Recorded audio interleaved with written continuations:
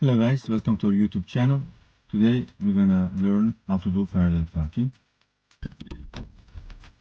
First of all, mirror single blind spot, and then proceed. Right, check your blind spot. So let's find out one car.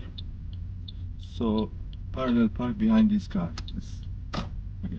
Look mirror, check your traffic, give your right signal, check your blind spot.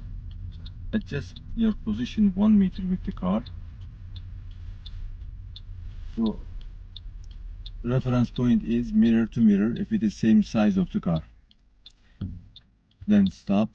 Your distance is 1 meter and you align with the car, line up with mirror to mirror. Reverse 360 check for traffic. So one turn, 360 one turn. That means if you have a Toyota T is up. And look at the back. Slowly move. You don't need to use gas pedal, just release the brake pedal. Your second reference point is when you see the corner of the car or tail light, you have to stop, then one turn left.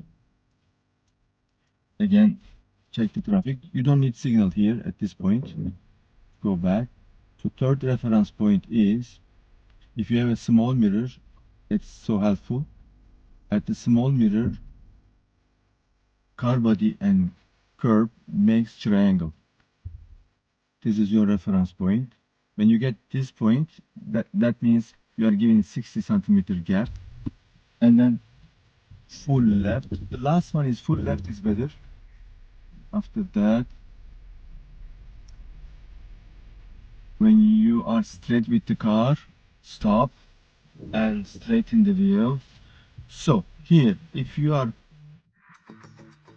position is good, then just stop, park and handbrake. If your position is not good, you can go front a little bit or you can adjust your position. That's totally okay in the exam time. After that, handbrake and park, and then the order is not important. Park and handbrake, handbrake and park. That's. Thank you for watching. Please subscribe our channel, like our videos. See you in the next video. Bye.